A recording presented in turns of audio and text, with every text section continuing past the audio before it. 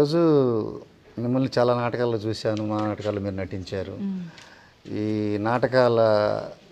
నాటక ఫీల్డ్కే రావాలని చెప్పి మీకెందుకు వచ్చిందనేది, ఎందుకంటే మీరు వెల్ ఎడ్యుకేటర్, ఎంబీఏ చదివాను అన్నారు. మరి నాటకం ఫీల్డ్ ఎందుకు ఎంచుకున్నారు? మరి జాబ్ ఎంచుకోవచ్చు కదా. అంటే యాక్చువల్గా సార్ ఇక్కడ ఒక విషయానికి వస్తే కనుక నేను స్టార్టింగ్లో నాటక రంగానికి రావాలన్న ఉద్దేశం కానీ యాక్ట్ చేయాలన్న ఆలోచన కానీ నాకు లేదు ఫస్ట్ నుంచి. నేను స్టడీస్ కంప్లీట్ అయిపోయిన తర్వాత ఎంప్లాయీగా కొంతకాలం లైఫ్ అనేది లీడ్ అయింది. Like MNM, Kalanjali, total garments ఎక్స్పీరియన్స్తో నేను కంటిన్యూ చేశాను. అది అయిపోయిన తర్వాత అన్ఎక్స్పెక్టెడ్గా నాకు ఒకసారి దూరదర్శన్లో జాబ్ కోసం అని చెప్పి వెళ్ళినప్పుడు అక్కడ పీజీకే మూర్తి గారు అని చెప్పేసి ఆయన అనౌన్సర్గా ఇంట్రెస్ట్ ఉందా మీకు, ఓకే సార్ చేస్తాను అన్నప్పుడు స్క్రీన్ టెస్ట్ చేసి ఫస్ట్ మేకప్ అనేది అక్కడ వేయడం అనేది జరిగింది అడవి శంకర్ గారు. ఓకే. సో అలా అనౌన్సర్గా స్టార్ట్ అయిన లైఫ్. తర్వాత మా పిన్ని ఒక ఆవిడ ఉన్నారు హైదరాబాద్లో, విజయదుర్గ అని చెప్పి, అంటే పిన్ని అంటూ ఉంటాను, మా అమ్మ ఫ్రెండ్.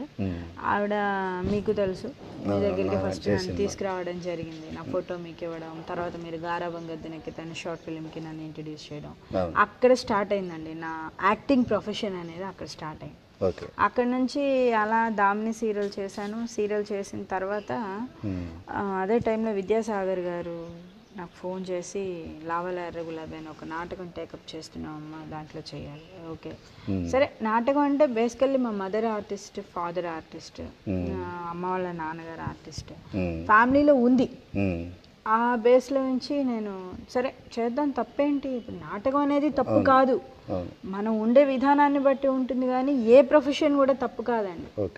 వృత్తి అనేది తప్పు కాదు, ఆ వృత్తిలో ప్రవర్తించే విధానం తప్పుగా ఉంటే దాన్ని బట్టి ఆటోమేటిక్గా వీటిని కూడా అనేస్తున్నారు, అంతవరకే తప్పే ఉందని. నేను ఆ స్క్రిప్ట్ తీసుకున్న తర్వాత సత్యనారాయణ మాస్టర్ గారు గుడివాడ, ఆయన కలహాల కాపురం టేకప్ చేస్తూ సుఖమంచి కోటేశ్వరరావు గారి ద్వారా కాల్ చేయించాను. సో వచ్చాను. కలహాల కాపురం ఫస్ట్ నా ప్రదర్శన జూలై 29 చేయడం జరిగింది.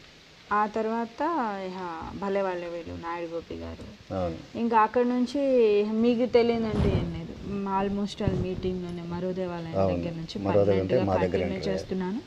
అక్కడ నుంచే ఫస్ట్ బెస్ట్ ఆర్టిస్ట్ తీసుకోవడం కూడా మరో దేవాలయంలో జరిగింది, అప్పా జోషిలా. ఇక అక్కడ నుంచి అలా నా ప్రస్థానం కంటిన్యూ అయింది. అంటే వాంటెడ్గా రావాలి అనుకోలేదు. అదే నేను చెప్పేది ఏంటంటే చిన్న విషయం, లహరి నా చెల్లెలు తను కూడా ఆర్టిస్ట్గా వచ్చింది. ఎవరైనా అడిగితే నేను చెప్పేది ఒకటే, తను ప్రేమించి పెళ్లి చేసుకుంది నాటక రంగాన్ని, నేను పెళ్లి చేసుకున్నాక ప్రేమించాను నాటక రంగాన్ని. అంటే నేను వచ్చిన తర్వాత దాన్ని ఇష్టపడ్డాను, చెల్లెలు ఇష్టపడి వచ్చింది.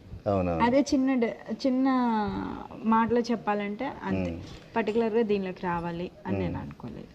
ఓకే సార్, ఇప్పుడు బాగుంది. యాజ్ ఎ డైరెక్టర్గా మీ ఎక్స్పీరియన్స్, అంటే మీరు చాలా మందితో వర్క్ చేసి ఉంటారు యాజ్ ఎ డైరెక్టర్గా. ఫస్ట్ ఆఫ్ ఆల్ నాటక రంగంలో మీకున్న లేడీ ఆర్టిస్టులు కానీ, లేదా జంట ఆర్టిస్టులు కానీ, మీకు కోఆర్డినేట్ బాగా చేసిన వాళ్ళు కానీ, లేదు మీరు ఇన్ని సంవత్సరాలు మీ ప్రస్థానంలో ఎటువంటి ఒడిదుడుకులను చూశారు నాటక రంగంలో?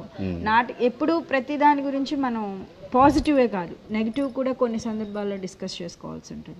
సో నాటక రంగంలో ఉన్న మంచి చెడు అనే అంశాల గురించి మీ అభిప్రాయాన్ని తెలియజేయండి. నేను 8th క్లాస్ నుంచి నాటక రంగంలో ఉన్నానండి. ఆ తర్వాత 10th క్లాస్లో తొలిసారిగా రచన చేశాను, రంగూన్ రాజు అనేటువంటి దాన్ని. ఆ తర్వాత ఇంటర్మీడియట్లో డ్రామాటిక్ అసోసియేషన్ ప్రెసిడెంట్ కాలేజ్ డేస్లో చేసుకుంటూ అక్కడ ఇంటర్ కాలేజ్ కాంపిటీషన్స్కి వెళ్ళి అక్కడ కొన్ని నాటికలు ప్రదర్శించి అక్కడ ప్రైజులు కొట్టి, నా తోటి మిత్రులు జానారామయ్య ఉన్నాడు నా క్లాస్మేట్, ఆయన ద్వారా జరుగుల రామారావు గారు పరిచయం. ఎందుకంటే ఒక నాటిక మేము జరుగుల రామారావు గారిని మేము తీసుకోవడం జరిగింది కాలేజ్ డేస్లో. ఆ ద్వారా జరుగుల రామారావు గారి ద్వారా పరిషత్తు రంగంలోకి ప్రవేశం జరిగింది. సర్పయాగం అనేటువంటి నాటికతోటి ఆయన ద్వారా నేను పరిషత్తుల్లో స్టార్ట్ చేశాను. ఆయన దగ్గర చాలా నాటికలు నేను చేశాను కో ఆర్టిస్ట్గా. నాకు మంచి పేరు తీసుకొచ్చిన నాటికలు అక్కడ ఉన్నాయి. బాగా మంచి డైరెక్టరు, మంచి రైటరు, అన్ని విధాలు మంచి ఆర్టిస్ట్ ఆయన. ఆ గురువు గారి నేతృత్వంలో నేను నాటక రంగంలో ప్రవేశం జరిగింది. నాటక రంగంలో చేస్తున్నప్పుడు కూడా నాకు చిన్నప్పటి నుంచి సినిమాల్లోకి వెళ్ళాలని చెప్పి నా కోరిక ఎక్కువగా ఉండేది. ఆ తర్వాత ఎవరికి చెప్పకుండా డిగ్రీ అయిపోయిన తర్వాత నేను సినిమా ఫీల్డ్కి వెళ్ళి అక్కడ తిరిగి, సినిమా ఫీల్డ్ అంటే మీకు తెలియదు కాదు, ఎన్నో కష్టాలు, ఎన్నో రకాల, మద్రాసు అంటే అసలు భాష కూడా తెలియదు అక్కడ. రకరకాల బాధలు అనుభవించి తొలిసారిగా విజయనగరం గారి దగ్గర నేను అసిస్టెంట్ డైరెక్టర్గా చేరటం జరిగింది సినిమా రంగంలో.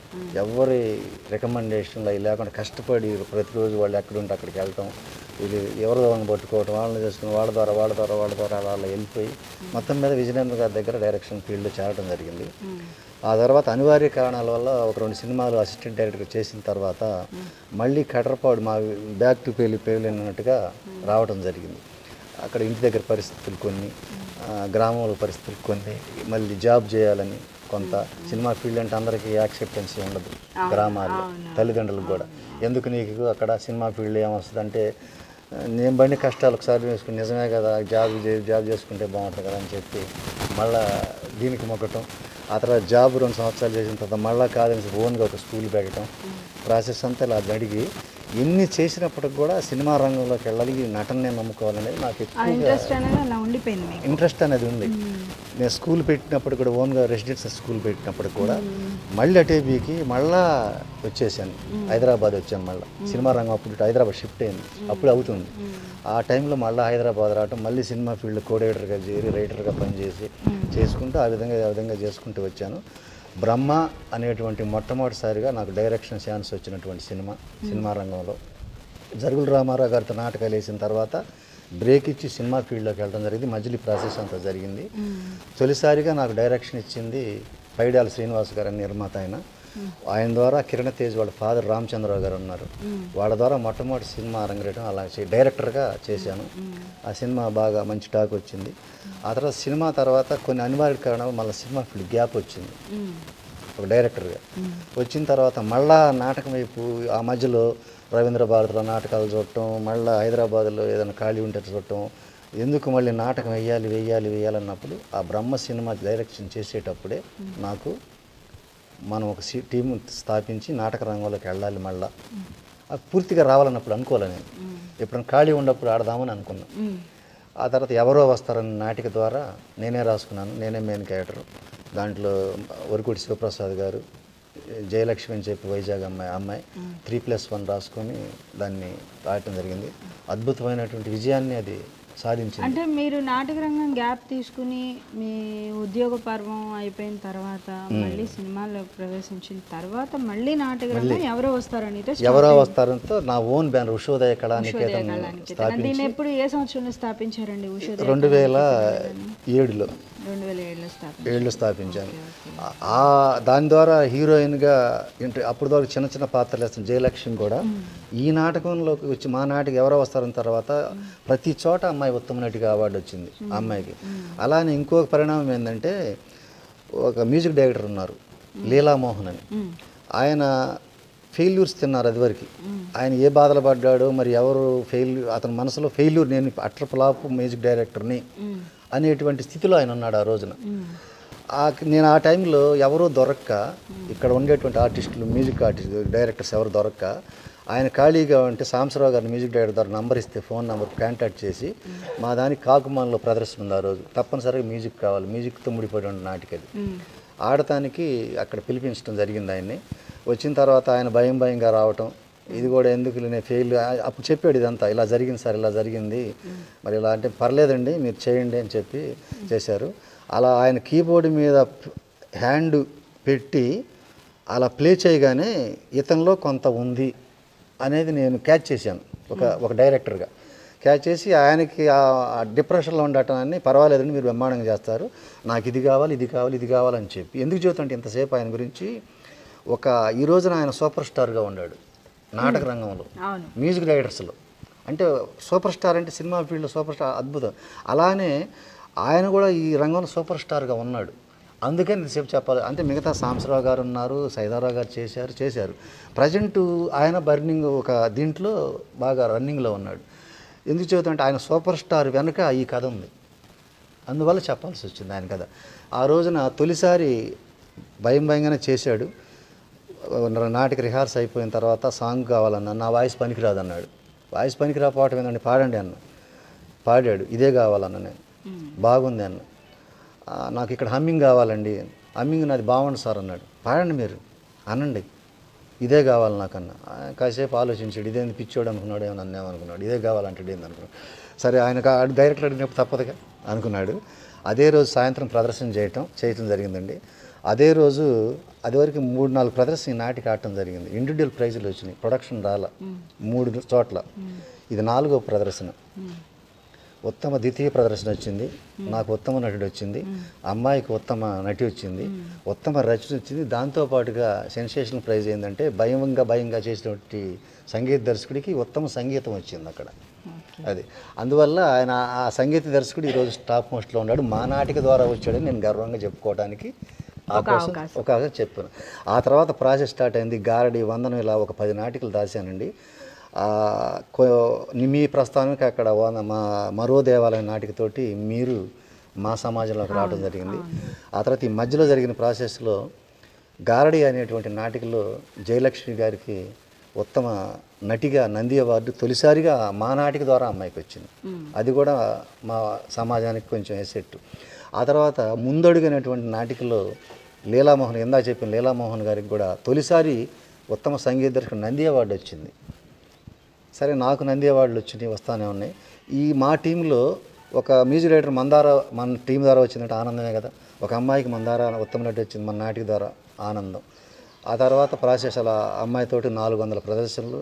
ఈ జంట మేము మా టీం వర్క్, జయలక్ష్మి, నేను, లీలామోహన్ గారు, వరికోటి శివప్రసాద్ గారు, ఆ తర్వాత జానా రామయ్య గారు ఎంటర్ మా నాటికలోకి.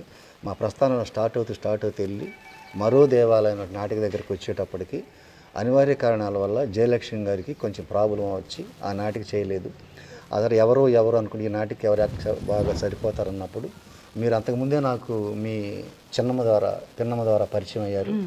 అప్పుడు మీకు సినిమాలో నేను జాలీగా ఎంజాయ్ చేద్దామని సినిమా చేస్తాను. ఆ సినిమా చేసేటప్పుడు మీకు నేను అవకాశం ఎందుకు ఇవ్వలేకపోయానంటే టాకీ పార్ట్ అయిపోయింది, ఓన్లీ సాంగ్స్ మాత్రమే జరుగుతున్నాయి. మీకు కూడా అప్పుడు చెప్పడం జరిగింది, ఏదైనా టాకీ పార్ట్ ఉంటే మీకు క్యారెక్టర్ ఇచ్చేయమండి. లేదు కాబట్టి నెక్స్ట్ టైం చూస్తానండి అన్న. అప్పుడు కూడా రిహార్సల్ అప్పుడే మాకు పరిచయం అయ్యారు. మీరు రిహార్సల్ చేస్తాను, ఆఖరి ఉత్తరం రిహార్సల్ చేస్తున్నారు. ఆ తర్వాత అదే ఆఖరి ఉత్తరం మీరు చేశారు. అప్పుడు అనుకోవాలా మీరే ఆఖరి ఉత్తరం మళ్ళీ చేస్తారని ఆ రోజు నేను అనుకోలే. ఆ తర్వాత గారాబం గదితో నెక్కితేనే మా మేకప్ చేసే అతను ఉన్నాడు, నాగేశ్వరరావు గారు. ఆయన నేను ఇట్లా టెలిఫిల్మ్ చేస్తాను, మీరు డైరెక్షన్ చేయాలంటే ఎందుకు నాగేశ్వరరావు, ఎందుకు టెలిఫిల్మ్లు ఎవరు చూస్తారు అని అంటే, కాదండి చేస్తానన్నాడు. చేస్తానంటే అప్పుడు ఆ దాంట్లో మదర్ క్యారెక్టర్ కావాల్సి వస్తే ఇలాంటి మదర్ కావాలన్నప్పుడు మీరు సినిమా అప్పుడు కలిసి ఉన్నారు, మీరు సూటబుల్ అవుతారని చెప్పి మిమ్మల్ని పిలిపించడం జరిగింది గారాబం గదనెక్కితలో. అదే గారాబం గదనెక్కితలో డివి సుబ్బారావు గారు, సత్యహరిశ్చంద్ర ఫేమ్, ఆయన్ని నాగేశ్వరరావు గారు పరిచయం, నాకు పరిచయం లేదు అప్పుడు. సుబ్బారావు గారు పలానా అతను పెడతానంటే ఒకసారి నాకు పరిచయం చేయన్నాను. నాతో వచ్చి గుంటూరులో కలిశారు సుబ్బారావు గారు. ఆ క్యారెక్టర్ సరిపోతారని చెప్పి మేము తీసుకోవడం జరిగింది. అక్కడ ఒక సత్యహరిశ్చంద్ర ఫేమ్ అయినటువంటి సుబ్బారావు గారిని నేను నిరాశపరిచి, ఏ ఆర్టిస్ట్ నిరాశపరిచి పంపించను, మా దాంట్లో క్యారెక్టర్ లేదని. వచ్చిన వాళ్ళని అడిగితే తప్పనిసరిగా ఏదో ఒకటి ఇద్దామంటాను తప్ప నా దాంట్లో లేదన్ను. అనాల్సి వచ్చిన పరిస్థితి మీ దగ్గర వచ్చింది. అలా పరిస్థితి అన్నాను కాబట్టి ఆ రోజు మీకు ఇవ్వడం జరిగింది, ఈ అమ్మాయికి ఇవ్వాలి అని చెప్పి చేశాను. ఆ తర్వాత మీరు వేరే సీరియల్ ఆ ఫొటోస్ చూసి దామిని సీరియల్ మీరు చేశారు. మరో దేవాలయం తర్వాత నేను అనుకోవాలి ఆ రోజున మరో దేవాలయం మిమ్మల్ని చేయాల్సి వచ్చిందని. ఆ ప్రస్థానం ఇప్పుడు వరకు కొనసాగిద్దని నేనైతే అనుకోకుండా మీ పిన్ని ద్వారా మరి ఈ విధంగా జరిగింది. నాతో ఇప్పుడు మీరు కూడా 400-500 ప్రదర్శనలు ఇప్పుడు దాకా చేశారు. ఇంకొక విచిత్రం ఏంటంటే మా యాది నాటిక నేను రచించి నేను డైరెక్షన్ చేసిన యాది నాటికలోనే మీరు కూడా నంది అవార్డు పొందినందుకు 2016 పొందారు. అది కూడా ఒక నాకు ఆనందం కలిగించింది. అది గరుడ అదే సంవత్సరం గరుడ ఉత్తమ నటి ఆది, అదే సంవత్సరం నంది ఉత్తమ నటి ఆది. ఇంకో విషయం ఏంటంటే యాది నాటిక తొలిసారి మనం అక్కడ పరిశీలించినప్పుడు అక్కడ రాలేదు. అవును. కానీ ఆ పరిషత్తు తప్ప మిగతా ఆడిన ప్రతి పరిషత్తులు మీరు ఉత్తమ నటిగా అవార్డు తీసుకోవడం జరిగింది. అంత స్టఫ్ కలిగిన క్యారెక్టర్ అది, అద్భుతంగా చేశారు. ఆ తర్వాత గోమాలచ్చుని అద్భుతంగా చేశారు. ఎక్కిన ప్రతి చోట మీరు స్టేజ్ ఎక్కితే ఉత్తమ నటి తీసుకున్నారు. ఆ కంటిన్యూ అయింది. బ్రతకనివ్వండి నాటకం అలానే చేశారు. ఆ తర్వాత బృందావనం నాటకం అలానే చేశాం. అలా మీ సేవలు మా టీంకి కూడా అందించారు. ఆ విధంగా మన ఇద్దరి కలయిక నాటక రంగంలో ప్రస్తావన అలా మొదలైందండి. ఇందాక మీరు అడిగారు ఈ నాటక రంగం దానిలో ఉన్న మంచి చెడు అనేది. అంటే ఇక్కడ ఒకటి సార్, మీరు అటు సినిమా రంగాన్ని చూశారు, ఇటు నాటక రంగాన్ని చూశారు, దానికి దీనికి ఉన్న తేడా అంటే నాటక రంగం అనేది ఎలా ఉంటుంది, సినిమా రంగం అనేది ఎలా ఉంది? ఎందుకు అడిగానంటే దీని తర్వాత నా అభిప్రాయాన్ని మీకు చెప్పడానికి ఒక అవకాశం తీసుకుంటున్నా, అంతే అంతే. ఇందాక మీ ప్రస్థానంలో మీరు ఒక మాట అన్నారు, నాటక రంగం అంటే చెడు అభిప్రాయం ఉంది, అందుకని లేడీస్ని వస్త్రం మూవీ ఫీల్డ్ ఉంది ఉంది అంటే అది ఏ ఫీల్డ్ అయినా ఉంటుంది. ఒక కాలేజీలో జాబ్ చేసినా ఉంటుంది, ఒక ఆఫీసులో జాబ్ చేసినా, ప్రతి చోట ఇది ఉంటుంది. నేను కాదను, కాకపోతే ఏంటంటే కాలేజ్లో ఒక ఆఫీస్లో 4 గోడల మధ్య ఉంటుంది ఏ వ్యవహారం అయినా. ఆ ప్రిమిసెస్ లో సెలబ్రిటీ కాదు అనుకుంటే వచ్చేస్తాం బయటికి, లేదు అనుకుంటే ఇట్స్ గోయింగ్ ఆన్, అలా వెళ్ళిపోతూ ఉంటుంది. కానీ ఇక్కడికి వచ్చేసరికి పరిస్థితి ఎలా ఉందంటే ఇదిగో పులి అంటే అదిగో తోక, అక్కడ ఉందా లేదా అన్నది సెకండ్. ఒక మాట ఒకళ్ళ నోటమ్మటి నుంచి అలా బయటికి వెళ్ళింది అంటే అది అలా అలా అలా అలా గాలిలో గనక ఈ రేణువులు వ్యాప్తి చెందినట్టుగా అలా వ్యాపించిపోతుంది. Like media or cinema field ఏమంటారంటే గ్యాసిప్స్ అంటారు. సినిమా ఫీల్డ్ దీనికి పెట్టిన పేరు ఏంటంటే గ్యాసిప్స్ అని. నాటక రంగంలో మీరు చెప్పినట్టు సినిమా ఫీల్డ్ రెండిట్లో ఉంది. వాటినన్నింటినీ కొంత మనం పరిగణలోకి తీసుకోవచ్చు, గాలికి వదిలేయచ్చు. ఎందుకు అట్లానే అనుకుంటారని వదిలేసుకొని మనం వచ్చిన ఎయిమ్ని టార్గెట్ చేసుకుంటూ వెళ్ళేవాళ్ళు సక్సెస్ అవుతారు ఇక్కడ. ఓకే సార్, మీరు అన్నారు బాగుంది, ఎయిమ్ని టార్గెట్ చేసుకుంటూ వెళ్ళేవాళ్ళు సక్సెస్ అవుతారు అనేది. ఇప్పుడు ఒక సినిమా ఉంది, కష్టపడి ఒక డైరెక్టర్ తీస్తారు ఆ సినిమాని, 10 మంది ప్రేక్షకులు చూస్తారు, బాగుంది బాగాలేదు, అది ప్రేక్షకుల జడ్జిమెంట్. అవును, కరెక్ట్. ప్రేక్షకుల అభిప్రాయం మీద జడ్జిమెంట్ ఆధారపడింది, దాన్ని బట్టి ఆడడం ఆడకపోవడం అనేది జరుగుతుంది. కానీ ఈ నాటక రంగానికి వచ్చేసరికి ప్రేక్షకుడిది ఏం లేదు, ప్రేక్షకుడి మనసుని మనం రంజింప చేసినప్పటికీ ఎదురుగుండా కూర్చున్న 3 జడ్జిల మీద డిపెండ్ అయ్యింది. దీని మీద మీ అభిప్రాయం ఏంటి? అంటే మీరు బహుమతుల గురించి అడుగుతున్నారు. బహుమతుల గురించే కాదు సార్ నేను మాట్లాడేది, లైక్ ఒక నాటిక ప్రశంస పొందే విధానం కూడా బహుమతులు అనేసి నాట్ ఏ ఇండివిజువల్ ప్రైజెస్. ఇప్పుడు ఒక నాటిక బాగా చేసి నాటికలో ఉన్న ఒక ఆర్టిస్ట్ బాగా చేయకపోయి ఉండొచ్చు, దాందే ఉంది. ఇప్పుడు లేడీ ఆర్టిస్టులను కాంపిటీషన్లోకి దిగిన తర్వాత మేము ఫర్ ఎగ్జాంపుల్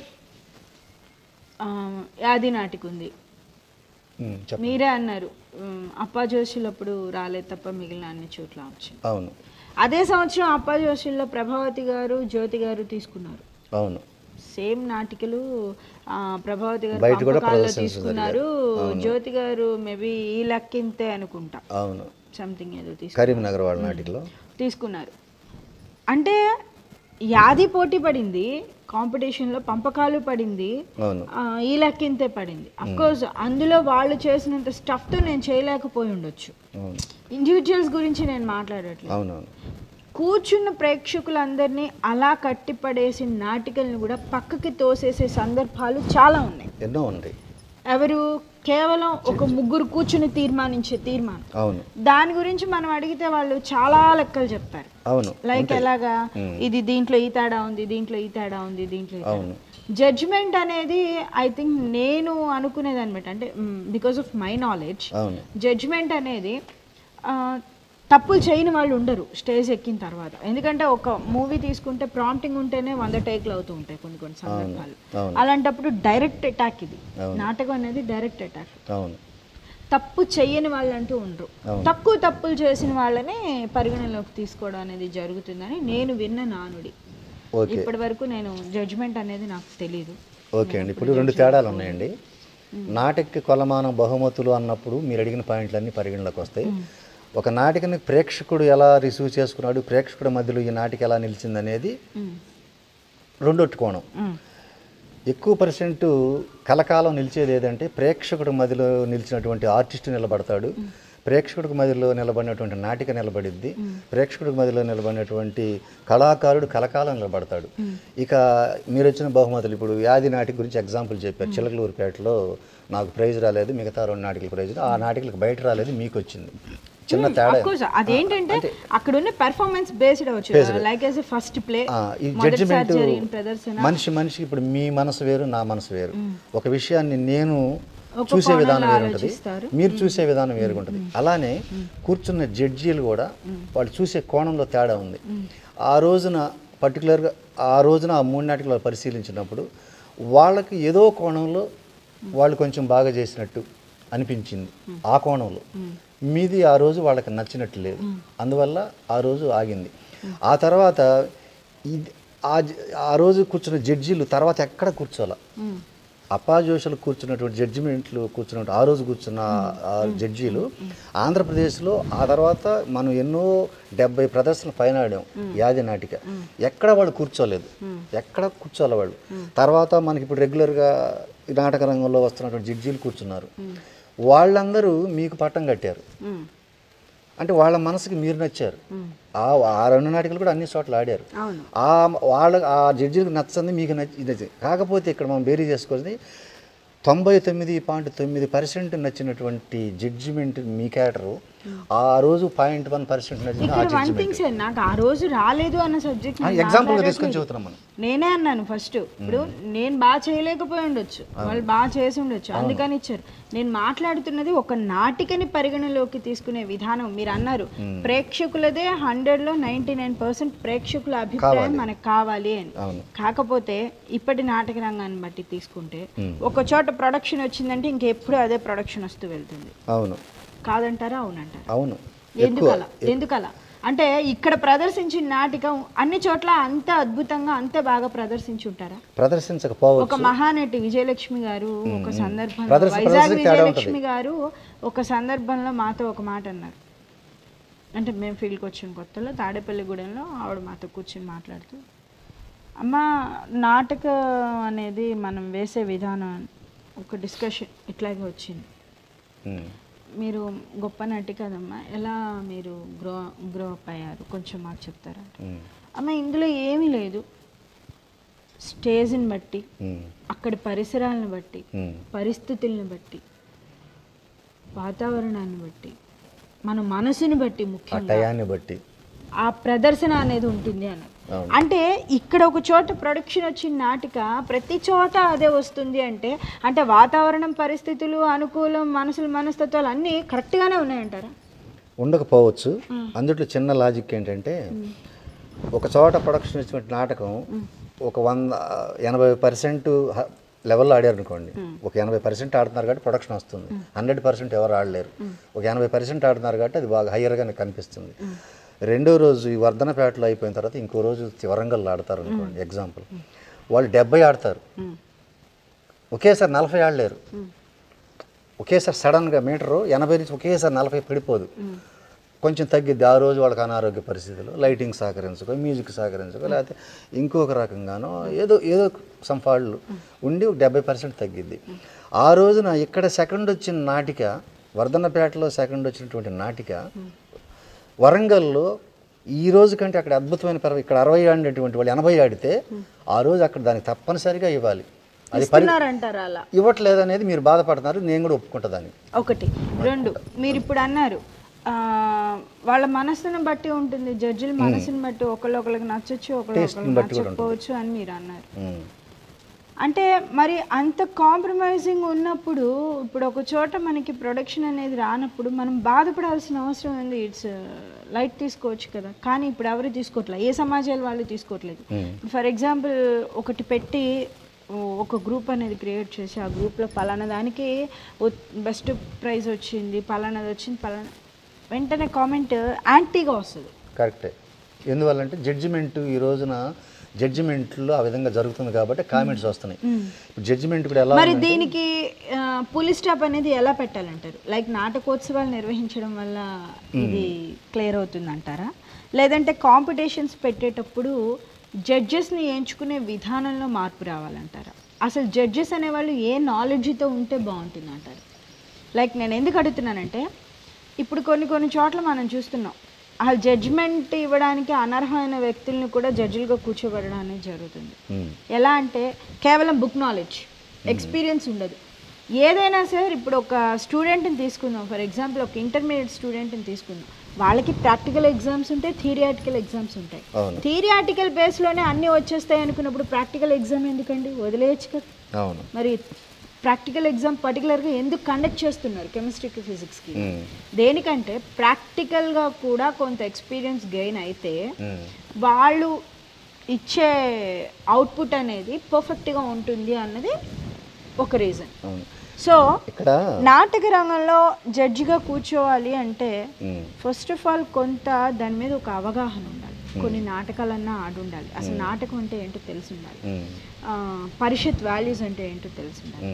నాటకాల్లో తిరిగితే సరిపోదు, అన్ని పరిషత్తులకి తిరిగేసి చూస్తే కాదు, కూర్చుని నాటకం ఆడిన వాళ్ళకే అందులో ఉన్న లోటుపాట్లు స్థితిగతులు అన్నీ కూడా అర్థమవుతాయి అన్నది నా అభిప్రాయం. దీనికి మీరేమంటారు? మీరు అడిగిన దానికి 2 జవాబులు చెబుతా.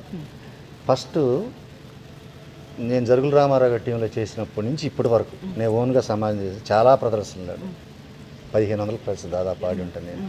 అయితే ఇంతవరకు అప్పుడు చూసా జడ్జిమెంట్లు, ఇప్పుడు చూసా, ఇంతవరకు ఏ జడ్జిమెంట్ ఏ పరిషత్తులో కరెక్ట్గా ఉంది అని చెప్పి ఏ నటుడు అనలా. ఇప్పుడు మీకు ఇస్తారు ఒక దాంట్లో, నేను ఒప్పుకోను, ఏముంది ఆయనకి ఇచ్చారంటారు. నాకు ఇస్తారు, మీరు ఒప్పుకోరు, మీకు ఇస్తే నేను ఒప్పుకోను, ఏం చేసింది ఆ అమ్మాయి ఏం చేసింది కనుక ఇచ్చావయ్యా అని అంటారు. దానికంటే ఆనాటికి బాగుంది అనేది ఎప్పుడు ఉండేది, ఇది ఎప్పుడు ఉంది. అందుకని జడ్జిమెంట్ ఎక్కడ కరెక్ట్గా వచ్చిందని ఎవరు అనలేరు. ఇది ఎక్కడ దెబ్బ కొడుతుందంటే ఈ జడ్జిమెంట్ క్వాలిటీస్ ఎలా ఉండాలి వీటన్నిటికంటే కూడా దురభిమానం. చెరుకూరు సాంబశివరావు అంటే కొంతమంది జడ్జీలకు అభిమానం, అమృతవర్షి అంటే కొంతమంది జడ్జీలకు అభిమానం, లీలామోహన్ అంటే కొంతమంది జడ్జీలకు అభిమానం, ఇంకొక రామయ్య అంటే ఎల్లయ్య అంటే కొంతమందికి అభిమానం. ఈ అభిమానం దురాభిమానంగా మారి అమృతవర్షిని ఎంత చేసినా చెరుకూరు సాంబశివరావుకే ఇవ్వాలి. ఫిక్స్ కలర్ ఇలా పెట్టేసుకొని ఆలోచించుకుంటూ కూర్చుంటారు వాళ్ళు. నువ్వేం చేసావో నాకు అక్కర్లా అనేది ఇప్పుడు ట్రెండ్ నడుస్తుంది అనేది టాక్. అది నడుస్తుంది కాబట్టి కొంతమంది బాగా చేసే జడ్జీలు కూడా ఈ గాలిలో కొట్టుకుపోతున్నారు.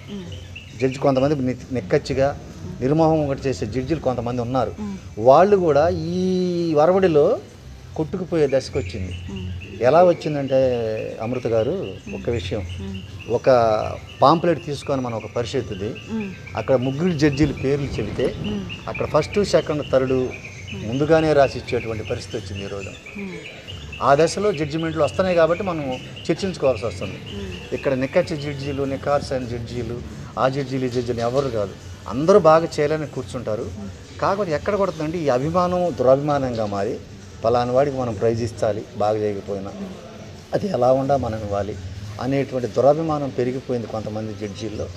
ఆ జడ్జీలు అలా కొంతమంది ఉండటం వల్ల మిగతా వాళ్ళు కూడా ఈ గాలిలో కొట్టుకొని వెళ్ళాల్సిన పరిస్థితి. నేను అన్నది ఒక పాయింట్ అన్నాను, నాటక రంగంలో అనుభవం ఉన్న వాళ్ళనే జడ్జిలుగా కూర్చోబెట్టాలి అన్నాను. అది ఎంతవరకు జరుగుతుంది? అక్కర్లేదు. నాటక రంగంలో అనుభవం ఉన్నవాళ్ళే జడ్జిగా కూర్చో, ఇది మంచి చెడు బేరీ చేయటమే కదండి. ఇది మంచిది, స్క్రిప్ట్ తెలిసి ఉండాలి, రచన. ఇప్పుడు 9 నాటికలు తీసుకుంటారు పరిషత్తులు.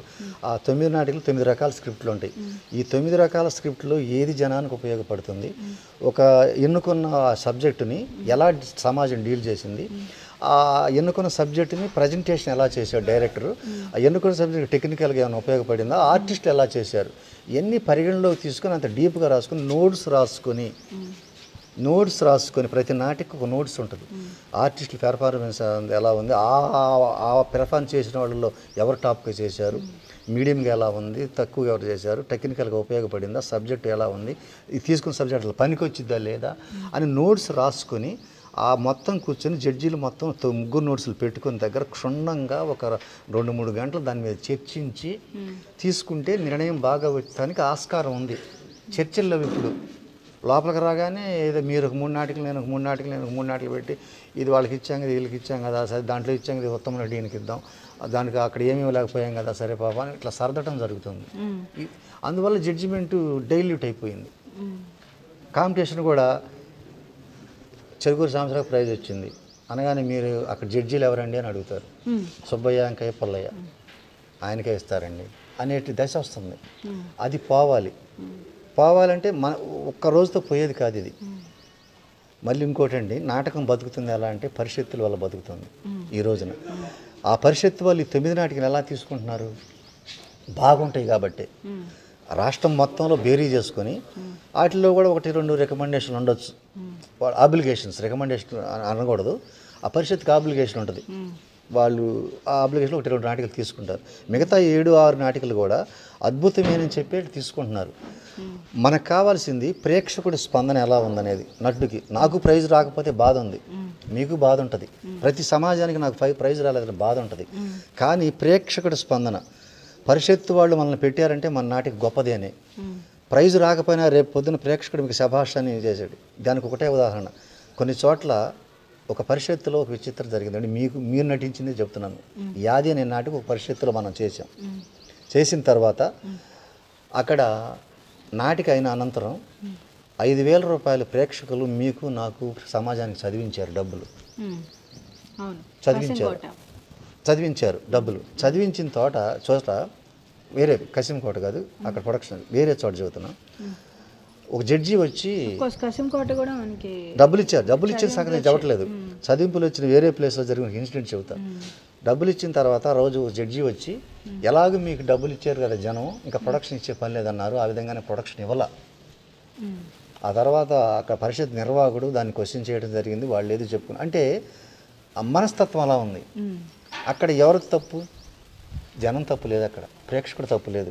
ప్రేక్షకుడు ఒప్పుకున్నాడు కాబట్టి జడ్జిదేంటి, అక్కడ జడ్జిదేంటి మానసికంగా ప్రిపేర్ అయిపోయాడు దీనికి ఇవ్వకూడదని మానసికంగా ప్రిపేర్ అయిపోయాడు కాబట్టి ఆ మాటతో తప్పుకున్నాడు. అది ఆయన ఉద్దేశం ఏంది? డబ్బులు ఎలా వచ్చేది అదేగా, 5,000 వస్తాయిగా ప్రైజ్ వస్తే, ఈయనకి ఎలాగో డబ్బులు వచ్చినాయిగా అనేది ఆయన ఉద్దేశంతో అన్నాడు. కానీ మానసికంగా ప్రిపేర్ అయిపోయాడు ఈ నాటికి ఇవ్వకూడదని. అలా జరుగుతుంది. కాబట్టి జడ్జిమెంట్లో ఇంతవరకు కొలబద్దలు లేవండి. ఎవరైనా జడ్జిమెంట్ చేయొచ్చు, మీరైనా చేయొచ్చు, నేనైనా చేయొచ్చు, లైట్ బాయ్ చేయొచ్చు, ఎవరైనా జడ్జిమెంట్లు చేయొచ్చు. జడ్జిమెంట్లు కొలబద్ద లేదు. మంచి చెడు విశ్లేషించడానికి కొలబద్ద అక్కర్లా. కాదు జడ్జిమెంట్ విధానంలో ఇలా రాంగులు జరుగుతున్నాయి కాబట్టి మనం ఇంతసేపు దాని గురించి చర్చించుకోవాల్సిన అవసరం వచ్చింది. ఓకే, అదేవిధంగా ఇప్పుడు పరిషత్తులు నిర్వహించేటప్పుడు నటీనటులకు ఇబ్బందులు ఏ విధంగా ఎదుర్కొంటున్నారు అంటే కొన్ని చోట్ల వెళ్తాం మనం. అవును. అంటే అది మీకు ఎక్స్పీరియన్సే, నాకు ఎక్స్పీరియన్సే, చాలా మందికి ఎక్స్పీరియన్స్, నాటకాలు ఆడే ఆల్మోస్ట్ ఆల్ ఎక్స్పీరియన్స్ ఉంటుంది ఈ విషయం. అవును. ఇప్పుడు వెళ్ళినప్పుడు అకామిడేషన్ కరెక్ట్గా ఉంటుంది. మెయిన్లీ ఫస్ట్ థింగ్ ఎస్పెషల్లీ లేడీస్కి చాలా ఇబ్బందికరమైన వాతావరణం ఉంది కొన్ని చోట్ల ఉంది. అంటే అకామిడేషన్ అంటే మాకేదో పడుకోవడానికి పట్టుపాంపులు ఇవ్వాలను ఇంకేదో కాదు, మినిమం స్నానం చేయాలి, అందరూ అక్కడే ఉంటారు, ఎలా వెళ్తాం, అలా చేస్తాం, బాత్రూమ్.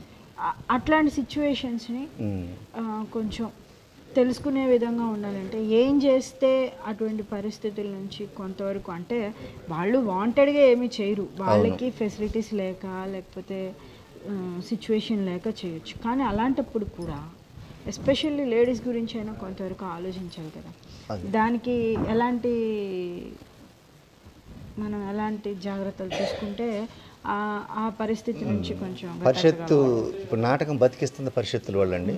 ఒక పరిషత్తు నిర్వహించాలంటే వాళ్ళ సొంత డబ్బులతో పాటుగా మిగతా డొనేటర్స్ని పట్టుకొని వాళ్ళ కాళ్ళ పడి ఆ కష్టపడి ఈ కష్టం పడి ఆ మనసు మొత్తం అక్కడ పెడతారు. ఎక్కువ పరిషత్తులు జరుగుతున్న పొజిషన్ జరుగుతుంది. ఈ మినిమం కొన్ని చోట్ల బాగానే ఉంది, కొన్ని చోట్ల మీరు చెప్పినట్టుగా లేడీస్కి కొంచెం ఇబ్బందిగానే ఉంది. ఆ ఇబ్బందుల్ని మనం నటులుగా ఉండి పరిషత్తు పెట్టిన వాళ్ళు, తిరుగుతూ పెట్టిన వాళ్ళు అక్కడ ఇబ్బందులు ఉన్నాయి ఫేస్ చేయకూడదని పెడుతున్నారు. అలా కాకుండా వాళ్ళకి పోషించాలి, నాటకాన్ని ఆదరించాలనేది. ఈ ఫెసిలిటీస్ దగ్గరికి వస్తే ఏముందబ్బా ఉండేది ఒక గంటే కదా, దానికి ఎట్లా ఒకటి సర్దుకుంటారులే మన వాళ్ళే కదా పాపం ఆర్టిస్టులు వాళ్ళు సర్దుకుపోతారులే అనేటువంటి చెప్పందో వాళ్ళు కావాలని ఏ పరిషత్తు వాళ్ళు చేయరండి. కాకపోతే దీని మీద కూడా ఏంటంటే ముఖ్యంగా లేడీస్ విషయంలో ప్రతి పరిషత్తు వాళ్ళు దృష్టి సారిస్తే మంచిదని చెప్పి కూడా నా అభిప్రాయం. దృష్టి సారించి మినిమం లేడీస్కి ఒక సపరేట్గా ఒక బాత్రూమ్ ఉండేటట్టుగా మినిమం కల్పిస్తే, జెంట్స్ ఏముంది ఎక్కడైనా వాళ్ళు ఏదో తిప్పలు పడతారు, వాళ్ళు భోగ విలాసాల కోసం రారు, నాటకాన్ని జనానికి చూపించడం కోసం వస్తారు, ఆ నాటకాన్ని చూపించడం కోసం తాపత్రపడతారు తప్ప వీటి కోసం.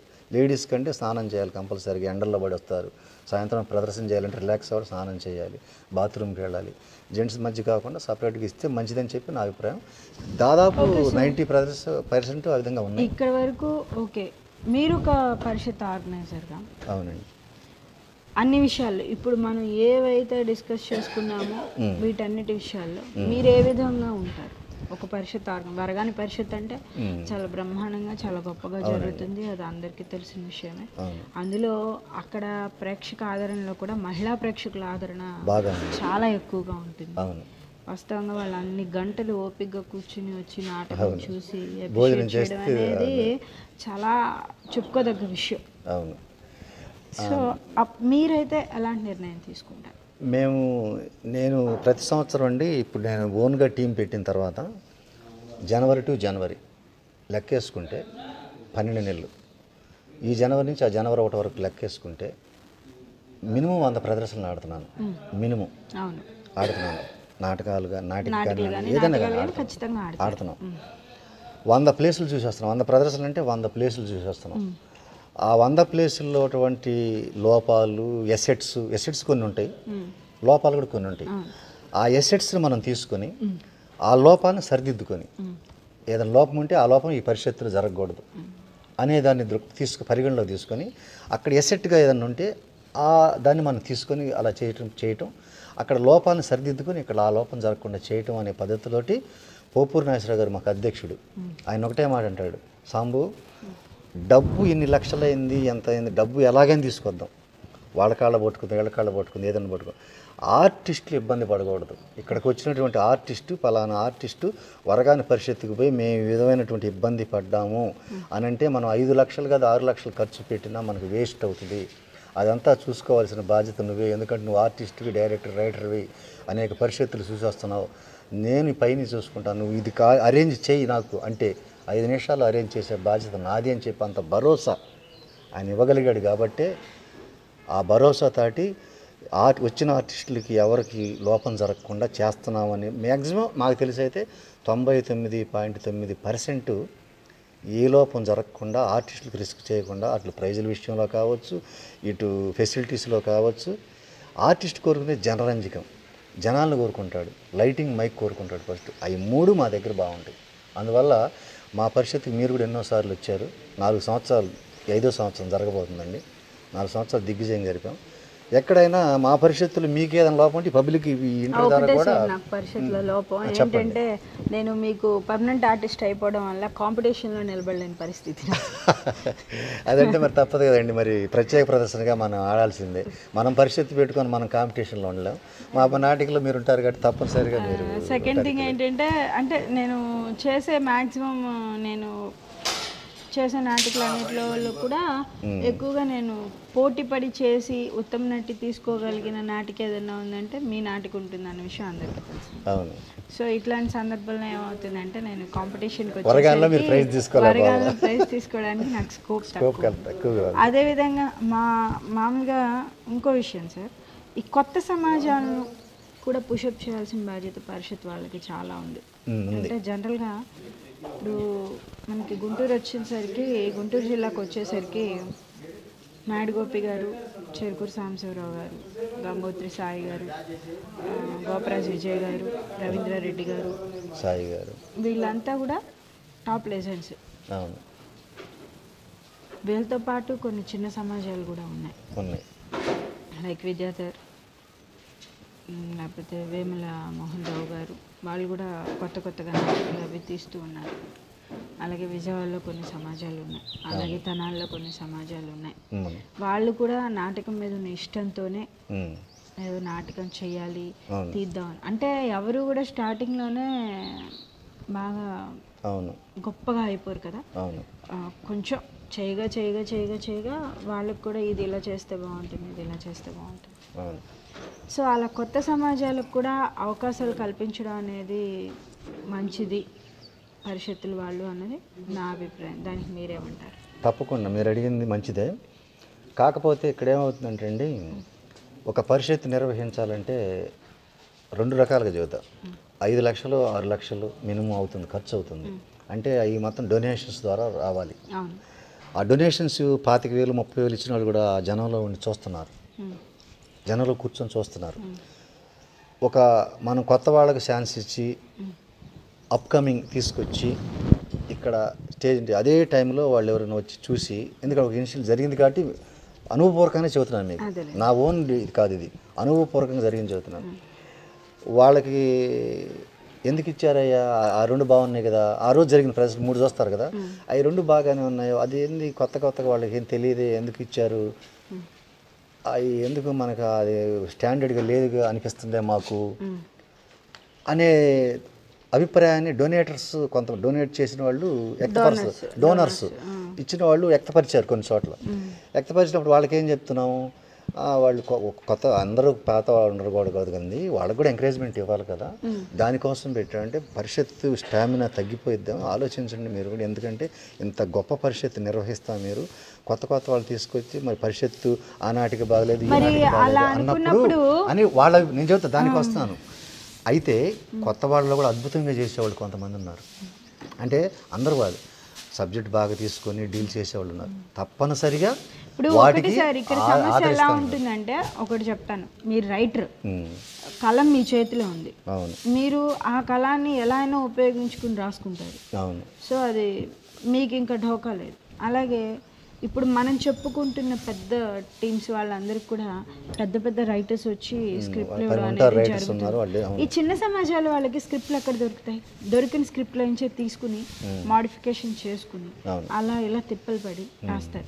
మనకి ఎన్నో మీటింగుల్లో లేకపోతే మనకి ప్రభుత్వం నుంచి వచ్చే వాటిల్లో కానీ అన్నిట్లో ఆఖరికి మనం కూర్చునే జడ్జెస్ కూడా చెప్తూ ఉంటారు, కొత్త వాళ్ళు రావాలి, కొత్త టీమ్స్ రావాలి, యువ కళాకారులు రావాలి, ఇంకా నాటకరంగం అభివృద్ధి చెందాలంటే రండి, బయటికి రండి అంటారు. వచ్చిన ప్రయోజనం ఏముందండి? ఆడిన వాళ్ళకే అవకాశాలు ఇస్తూ ఉన్నప్పుడు ఈ కొత్త వాళ్ళు రావటం వల్ల ప్రయోజనం ఏంటి? వాళ్ళు వచ్చి చేయగలిగేది ఏంటి? అవకాశాలు ఎక్కడి నుంచి వస్తున్నాయి? సరే మీరు అన్నారు నాటకం తీసుకునేటప్పుడు వాళ్ళు గట్టిగా చేయాలి, గట్టిగా చేయగలిగితేనే స్పిరిట్ ఉండాలి, వాళ్ళలో ఒక పట్టుదల ఉండాలి, చేయగలగాలి అన్నట్టు మీరు అన్నారు. కరెక్టే. దానికి మూలాలు ఏంటి? స్క్రిప్ట్ మెయిన్, ఆ తర్వాత ఆర్టిస్టులు, ఆ తర్వాత వాళ్ళకి కొంచెం క్రియేటివిటీ ఉండాలి. ఇవన్నీ బేస్ చేసుకుంటే ఒక నాటకం అనేది రూపొందుతుంది. స్క్రిప్ట్ ఇవ్వాలి అంటే రైటర్స్ కూడా ఎలా ఆలోచించుకుంటున్నారంటే, కొందరికి ఇగోలు రైటర్స్లో, మేము రాసిన దాన్ని ఎందుకు మార్చాలి, యాజిటీస్ అలాగే ఆడొచ్చు కదా అని కొందరు అనుకుంటారు. అలాగే ఆడితే ఆ కంటెంట్ ఎగ్గర దెబ్బతింటుందో అని ఒక ఫీలింగ్. ఎందుకంటే నాటకం ద్వారా మనం సొసైటీకి ఇస్తుంది మెసేజ్. ఒక మెసేజ్ ఇస్తున్నాం నాటకం ద్వారా, అంతేకాని వాళ్ళు ఇప్పుడు సినిమాలు ఉన్నాయి, 4 ఫైటింగ్లు పెడతారు, 2 డ్యూయెట్లు పెడతారు, లేకపోతే 4 సిచ్యువేషన్ సాంగ్స్ పెడతారు. అది కాదు కదా. మనం ఒక గంటలోనే మనం వాళ్ళకి ఏమి ఇవ్వాలి అనుకుంటున్నాం అన్నది చూపించగలిగి ఉండాలి. ఆ నాటక ప్రస్థానంలో రైటర్ ఈగోని సాటిస్ఫై చేస్తూ ఉండాలి అంటే దానికి రైటర్ ఈగోని సాటిస్ఫై చేయాలి, డైరెక్టర్ ఈగోని సాటిస్ఫై చేయాలి, ఆర్టిస్టులు కూడా సాటిస్ఫై అవ్వాలి. ఇలాంటి సిచ్యువేషన్లో కొన్ని మార్పులు చేర్పులు అనేవి రచనలో జరుగుతాయి. దాన్ని యాక్సెప్ట్ చేయని రచయితలు కొందరు. ఇంకా పోతే కొందరు వీళ్ళకి ఇవ్వడం వల్ల ఉపయోగం ఏముంది, ఎన్ని ఆడతారు, మా పేరు ఎక్కడ బయటకు వెళ్తుంది, సో పెద్ద సమాజాలకి ఇద్దాం స్క్రిప్ట్ ఇచ్చేది ఏదో అని ఆలోచించుకునే వాళ్ళు కొందరు. ఇలాంటి స్థితిలో కొత్తగా వచ్చే సమాజాల వాళ్ళకి ఇంకా ఎవరిస్తారు ప్రోత్సాహం అనేది? అంటే మీరు అడిగిన రెండండి, రైటర్ చెప్తున్నారు, ప్రతి చోట ఇది ఉండేది. ఇప్పుడు సినిమా ఫీల్డ్లో నేను సినిమాలు చేశాను, నా సినిమా డైలాగ్స్ రాసిన వాళ్ళు వేరుగా ఉన్నారు, నేను డైలాగ్ రాసుకోగలను, కానీ నేను వేరే వాళ్ళ చేత రాయించాను. ఆ రైటర్ మనకి నచ్చని కంటెంట్ రాసినప్పుడు ఫస్ట్ నేను డైరెక్టర్ని, అక్కడ నేను రైటర్ని అప్పుడు ఒక డైరెక్టర్ని, అక్కడ రైటర్ని కన్విన్స్ చేసి మీరు రాసింది ఎలా కాదండి నేను ఇలా అనుకుంటున్నాను అని చెప్పి రైటర్ని కన్విన్స్ చేసి డైరెక్టర్గా ఓకే సార్ మీరు అనేది కరెక్టే. డైరెక్టర్ దగ్గర నుంచి మనం ఓకే అనిపించుకోకుండా మార్చాం, ముందు చెప్పినప్పుడు ఓకే అంటారు, తర్వాత మేము అనుకున్న విధంగా రాలేదు అంటారు. అది నేను అనేది ఏంటంటే ఇక్కడ చాలా లోటుపాట్లు ఉన్నాయి. అంటే మీరు అనొచ్చు నీకేం తెలుసమ్మా, నేను చూసిన దాంతో కంపేర్ చేస్తే నువ్వేం చూసావు అని అడిగితే ఇక్కడ కొంచెం అహంకారం అనుకోకపోతే ఒక మాట చెప్తాను. మీరు ఒక టీంని లీడ్ చేస్తున్నారు, లైక్ ఒక అమృత, జానారామయ్య, మస్తాన్రావు, మీరు నాటకం తీసుకుంటే ఒక ప్రతాప్ అని, లేకపోతే రామ్ తేజ, లహరి ఇలా వస్తారు మీ దగ్గరికి వస్తారు. మేము 10 మంది దగ్గరికి వెళ్తున్నాం, అంటే 10 సమాజాలను చూస్తున్నాం, 10 మంది దగ్గరికి వెళ్తున్నాం. చూస్తున్నప్పుడు అక్కడ ఉన్నటువంటి ప్రాబ్లమ్స్ అన్నీ కూడా మేము చూస్తూ ఉంటాం, వాళ్ళు దేని వల్ల సఫర్ అవుతున్నారు. లైక్ చిన్న టీమ్స్కి కూడా మేము వెళ్ళాల్సిన పరిస్థితి వస్తుంది. ఆ చిన్న టీమ్స్కి వెళ్ళినప్పుడు వాళ్ళు ఏ రకంగా బాధపడుతున్నారు, ఏ సిచ్యువేషన్లో బాధపడుతున్నారు, ఎలా బాధపడుతున్నారు అన్నది చూస్తూ ఉంటాం. దానికి ఏంటి సొల్యూషన్ అని అడిగి, సొల్యూషన్ అంటే మీరు అడిగేది అడ్డొస్తున్నాను. ఎప్పుడైతే నాటకాలు కాంపిటీషన్స్కి కట్టుబడి ఆడుతున్నామో, ఏ సమాజమైనా కాంపిటీషన్స్లో పాల్గొని కాంపిటీషన్స్ కట్టుబడి ఆడుతున్నామో, ఆ కాంపిటీషన్ స్పిరిట్ ఉన్నటువంటి నాటకాలనే పరిషత్తు వాళ్ళు లైక్ చేస్తున్నారు. ఏమాత్రం కాంపిటేషన్ స్పిరిట్ లేదంటే వాళ్ళు పరిషత్తు వాళ్ళు తీసుకుంటే కదా నువ్వు పరిగణలోకి వచ్చేది. ఒక పరిషత్తు అతను సెలెక్ట్ చేస్తే తప్ప నువ్వు జడ్జిమెంట్ పరిగణలోకి రావు. జడ్జిల విషయం తర్వాత, ముగ్గురు జడ్జిల తర్వాత చూసేది. ఇప్పుడు పరిషత్తు వాళ్ళు అసలు 9 నాటికల్లో నీ నాటికి పెడితే, నా నాటికి పెడితే పోటీలోకి వస్తాం, అనర్హం అవుతాం. అక్కడే ఎగిరిపోతున్నాయి. మీరు అనేది ఏంటంటే ఎప్పుడైతే కాంపిటీషన్ అనే దాని చట్టంలో ఉన్నామో ఏ పరిషత్తు వాడైనా ఇదే 90% పరిషత్తు వాళ్ళు ఇలానే చూస్తారు. కాంపిటీషన్ అనే కాదు సార్, నాటకోత్సవాల్లో కూడా ఆల్మోస్ట్ ఉత్సవాల్లో పెట్టినప్పుడు కంపల్సరీగా 2-3 సమాజం కొత్త ఇచ్చినా పర్వాలేదు నా ఉద్దేశం. అదే జరగట్లేదు కదా నేను అనేది. అది ఇప్పుడు కాంపిటీషన్స్ కంటే పోనీ దానికి 100 లాజిక్స్ ఉన్నాయి. ఏంటంటే కొంచెం పెద్ద సమాజాల వాళ్ళతో పోటీ బాగా ఇస్తారని కావచ్చు, కొన్ని ఇన్ఫ్లుయెన్స్లు కావచ్చు. ఇప్పుడు మీరు అడిగిన దానికి ఆన్సర్ చెబుతాం. ఈ మధ్యనే ఒక వైజాగ్లో ఒక పరిషత్తు నాంచారయ్య గారు వాళ్ళు పెట్టి మనం చూసాను వాట్సాప్లో. దాదాపుగా పాత వాళ్ళు తీసుకోలేదు. ఎక్కువగా మీరు చెప్తుంటే కొత్త అప్కమింగ్ వాళ్ళు, లేకపోతే 1-2 సంవత్సరాలు వచ్చిన వాళ్ళు, 1-2 నాటికలు తప్ప 9లో మిగతా అన్ని వాళ్ళు కొత్త వాటికే ఎక్కువగా తీసుకోవడం జరిగింది.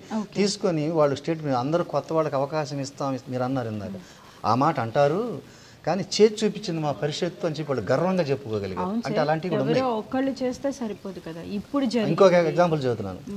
ఇప్పుడు గుంటూరు జిల్లాలో కొలకలూరులో పరిషత్ జరిగింది, విజయ్ గారి. ఆ పరిషత్తులో వాళ్ళు కూడా సంవత్సరానికి 4 సంవత్సరాలు జరిపారు. ప్రతి సంవత్సరం ఒక కొత్త దానికి అవకాశం ఇస్తున్నాం మేము. కొత్త సమాజం ఈ సంవత్సరం ఒక సమాజానికి ఇస్తే ఇంకో సంవత్సరం వేరే దానికి, అలా 4 సంవత్సరాలు 4 సమాజాలు వాడు ఇచ్చుకుంటూ వచ్చారు. కొత్త వాళ్ళకి ఒక 6 నాటికలు 7 నాటికలు పాతవి తీసుకున్నా, పాత వాళ్ళకి తీసుకున్నా దానికి ఇచ్చుకుంటూ వచ్చారు. అదే చెప్తాను. ఈ సంవత్సరం మళ్ళీ కొత్తగా వాళ్ళు ఎంట్రీలు పెట్టి కొత్త వాళ్ళకి పరిగణిస్తారు. అట్లా కొన్ని ఇప్పుడు వస్తుంది. నేను ఈ పాయింట్ రేస్ చేయడం జరిగిందంటే వస్తుంది. ఎస్పెషల్లీ డిసప్పాయింట్ అవడానికి స్కోప్ ఎక్కువ అవుతుంది. కొత్త వాళ్ళు రావాలి అంటే ఇంకా కొత్త సమాజాలు రావాలి, నాటకాలు తీసుకోవాలి, ముందుకు రావాలి, నాటకాన్ని ఇంకా పెంచాలి అంటే ఆ డిసప్పాయింట్మెంట్ వచ్చేస్తుంది. ఏంటంటే వీళ్ళకి లోపల ఉన్న లోటుపాట్లు వీళ్ళకి తెలియవు. మనం ఎంత చేసిన ఉపయోగం ఏముంది, ఎలాగో మంది ఎలాగో సెలెక్ట్ చేయరు. ఇప్పుడు నేను అడుగుతున్నా, కొత్త వాడు కాని వాళ్ళు ఎవరు? నేను మొట్టమొదటి ఎవరో వస్తారు తీసుకురండి కొత్త వాళ్ళు కాని వాళ్ళు. మీరు కూడా మరో దేవాలు నటించినప్పుడు మీరు కొత్త వాళ్ళు, కానీ తొలిసారి మీరు కొత్త నాటికి తీసుకున్నారు. అది డిపెండింగ్ ఆన్ డైరెక్టర్ ఉండొచ్చు, కానీ మీరు కూడా చేయాలిగా. అక్కడ రైటర్ రాసింది, డైరెక్టర్ రాసింది, ఈ ఆర్టిస్ట్ కూడా ప్రజెంట్ చేయగలగాలిగా. అంటే ప్రజెంట్ చేసే సత్తా ఉంటేనేగా. కాబట్టి కొత్త అనేదని కొత్త వాళ్ళ ధనంలోంచి కొత్త నేను కొత్త వాడిని ఒకప్పుడు. నేను అనేది అదే సార్, ఒక మూస అనేది వెళ్ళిపోతుంది.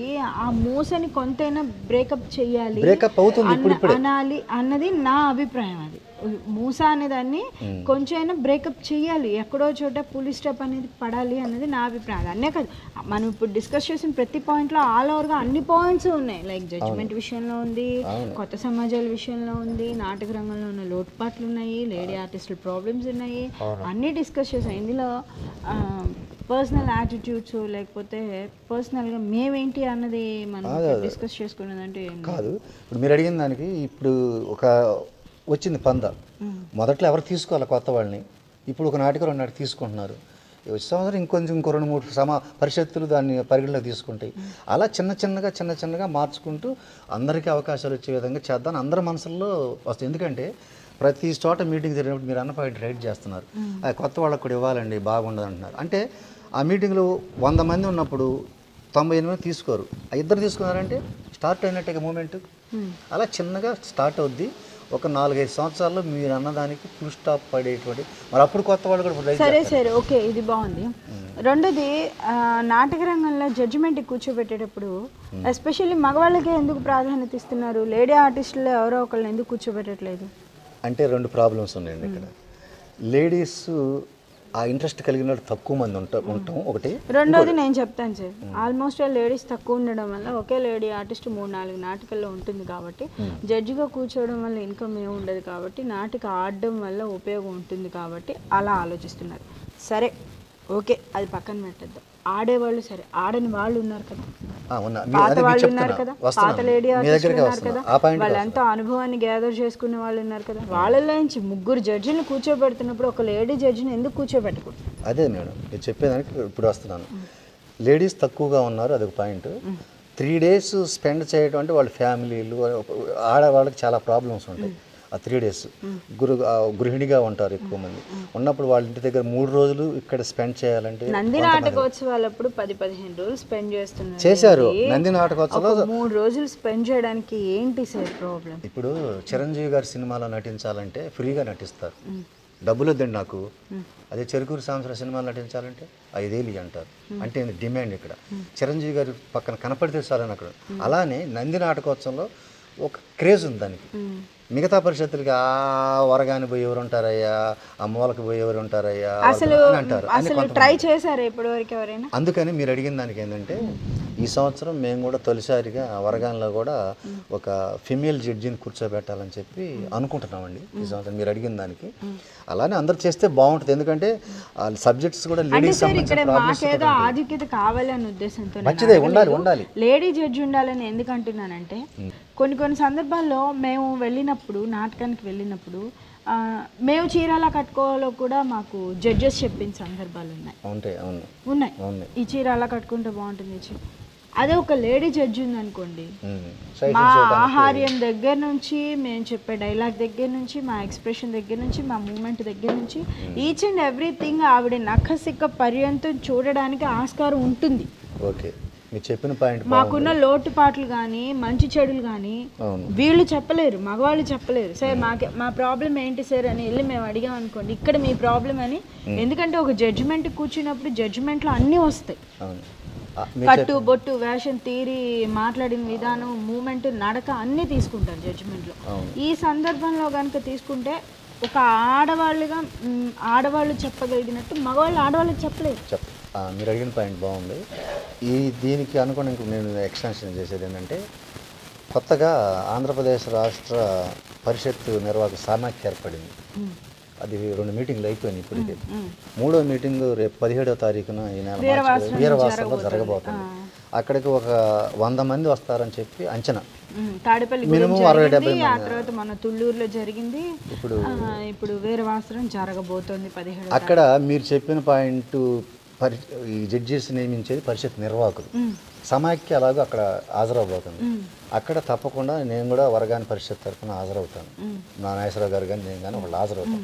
హాజరైనప్పుడు తప్పకుండా పరిషత్ నిర్వాహకులు మీరు చెప్పిన పాయింట్ని అక్కడ ఇంప్లిమెంట్ చేయండి. ఎందుకంటే సార్ మేము పెడతాం. నేను ఇంకో మాట కూడా చెప్తాను. నాటకం అనేది ఒక పెద్ద ప్రవాహం, ఒక కుటుంబం. ఈ కుటుంబంలో మెలిగి ఒక వయసు వచ్చేసరికి ఫేడ్ అవుట్ అయిపోయి, ఆ ఫేడ్ అవుట్ అయిన దాంట్లో ఇళ్లలో కూర్చుని వాళ్ళ గతాన్ని తలుచుకుని కొంత బాధ ఉంటుంది. అక్కడ మేము ఒకప్పుడు ఒక వెలిగాం కదా, ఈ రోజున ఇలా అయిపోయాం కదా అని కొంత బాధపడే వాళ్ళు ఉన్నారు.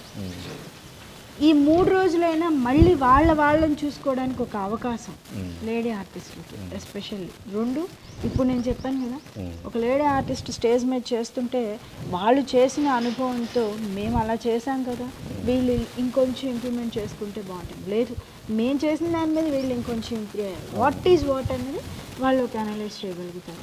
అలా మన వాళ్ళల్లో అంటే మా లేడీ ఆర్టిస్టుల్లో పాత వాళ్ళు చాలామంది ఉన్నారు. మాకంటే ముందు తరం వాళ్ళు, బాగా చేసి ఉన్న వాళ్ళు, ఇప్పుడు వాళ్ళకి అవకాశాలు లేక పక్కన కూర్చున్న వాళ్ళు ఉన్నారు.